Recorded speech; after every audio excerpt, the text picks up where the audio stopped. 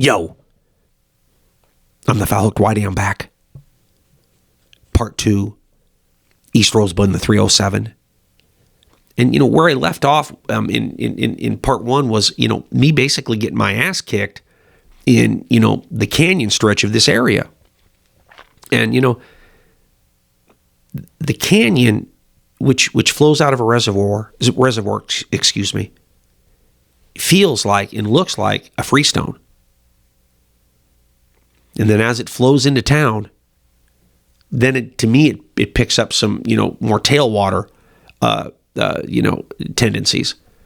And, for me, that canyon is just like fucking hypnotic. I just don't have it figured out yet. And I got a feeling figuring it out is going to be not, throwing a streamer 24/7 like a caveman. I think I got to outthink these fuckers. I mean, they're big. It's one of those fisheries that you think that's a rock, and then that rock swims away. Big, thick, nice fish. So, in the last 6 weeks, I've taken 2 professional guided trips. And both of these gentlemen are guides that I've known for quite a while. And as I get some experience with the guides, I wanted to do this because I wanted to spend that time with them. I wanted to get some of the information, and I don't mean information about put in here, put out there, where's legal, where's not. It wasn't that. It was just more, sit with them and float with them and talk with them. And again, I know these cats. The first one that I fished with was a gentleman by the name of Robbie Weinman. And Robbie's been like fishing the Lander to Thermopolis. He's probably got a bigger expanse than that, but that's where he's made his practice, his guiding practice. And this motherfucker's a pro. He's a pro. He's still a young man. But Robbie is, a special day. And that's why I know that Robbie has a good book of business with his own clients. You want to tell me, what's a successful guide? I'll tell you what a successful guide is. A successful guide in the Rocky Mountains is a guide that doesn't necessarily need to be fed trips by other outfitters. That means that they've done the time, they've done the trips, and they've been endeared as a fly fishing guide to a large number of people who make it a point to fish with Robbie. And so Robbie's got that customer base. He really does. And I haven't fished with Robbie a lot, but I fished with Robbie back in the day, maybe 6, 7, 8, 9 years ago in the canyon. And Robbie doesn't fish the canyon anymore, which is one Native American outfitter. That's the only person that can legally put a drift boat or a raft on the canyon. This one cat. And he's got a lock on it, but when I took that trip with Robbie told me straight up that this cat, he's done a good job of limiting boat traffic. And it's fucking expensive to float the canyon. I don't know what it is now, but it's definitely that $1,500, $2,000 for, couple trips or a couple nights or something like that, and it's got a beautiful lodge setting. So the boat traffic, once you get south of Thermop, is not really there. I floated the lower stretch with Robbie, meaning north of town. And I did that because of, I wanted the streamer bite. And I wanted a shot at a big fish. But more than that, I wanted to kind of get to know Robbie again. Because Robbie in this area, he's part of that cluster of guys. He's fucking legit. He's very talented. And he's really in tune with that guiding world in that heavily guided area. The kid's good. So, we're fishing, and what I got out of this guide technique wise was I've got a tendency with a streamer rod to basically look right off my fucking left shoulder and fish that little bit right, little bit left of my shoulder. And obviously, when you do that, it's not that you can't get grabs. It's just that you don't get a long drift because it doesn't take long, and you're downstream from that drop point. And so Robbie constantly worked on me to fucking cast downstream more, for not only giving me a chance to get everything ready before I retrieve, keep it in the zone, but because of the retrieve rate. Robbie, he was just a master as far as helping a good streamer fisherman even get better. So we stuck some good fish, and we missed a couple of good fish, but I had a complete and total day with this guide. I mean, he asked me that question. He knows I'm a fan, an AC/DC fan. And he asked me the question, so what's your best AC/DC story? And I told him, and he told me his. And the reason that music is worth bringing up when it comes to Robbie is because he's a legit fucking musician. He's a picker and a grinner. He's good. Artiste. Very fucking talented. And that's kind of what you get when you get a chance to fish with him.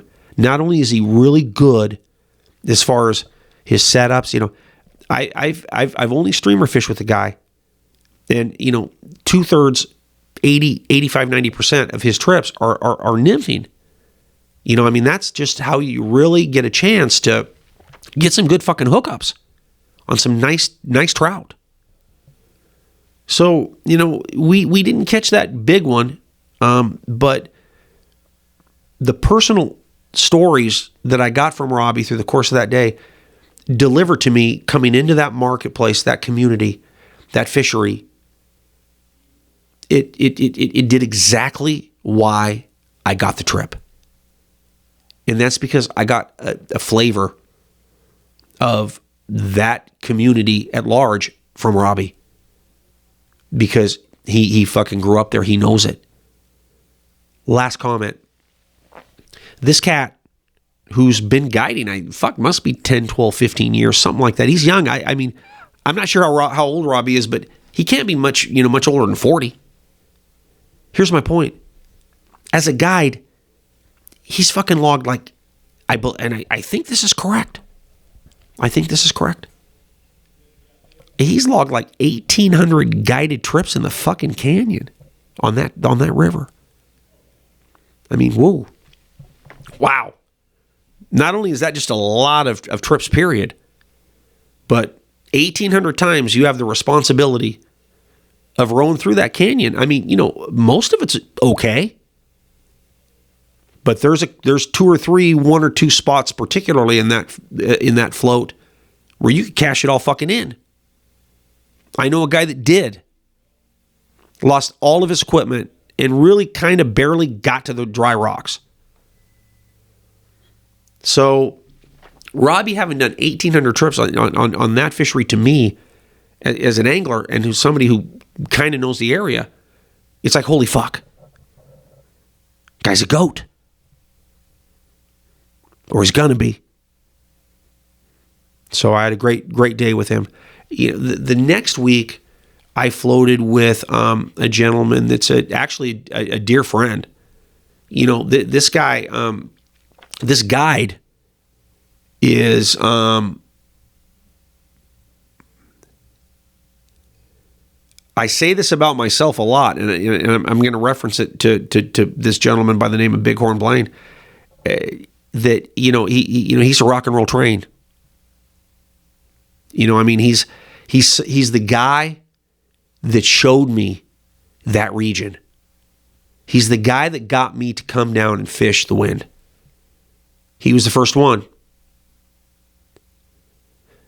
And I'm going to reference this gentleman by the name of Bighorn Blaine. Bighorn Blaine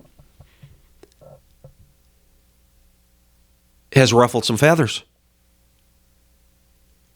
And, out of respect and really not knowing what the fuck I'm talking about, I'll leave it at that. But the fabric of that guiding community from, Thermop south a ways. I mean, everybody knows everybody. And, I know that there's a rub at times when it comes to some of these guides. And, Bighorn Blaine's a fucking rhino in a china shop. If he's in the mood, he's going to rumble.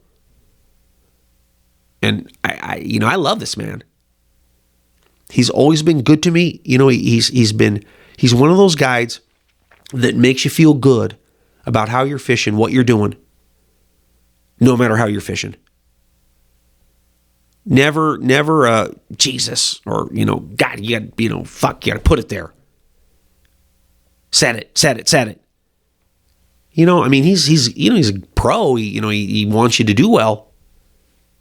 But, Bighorn Blaine, he's got his own clients. And, I will always be a client of his, because we got to this put-in and he said, Richie, there's big ones right over there. So I'm going to walk you up so you get a chance to drift over these. These are upstream from where we're putting in. I'm like, you got it, Bighorn Blaine. So the man gets to the back of the drift boat and basically walks us up 100, 150, 200 yards to where he can hop in and give me a chance to fish this cream that I guarantee you 90% of the put-ins at this spot, professional or amateur, don't fucking do this. Okay? We floated through the course of that day 8, 9, 10 miles. And I did okay, I did fine.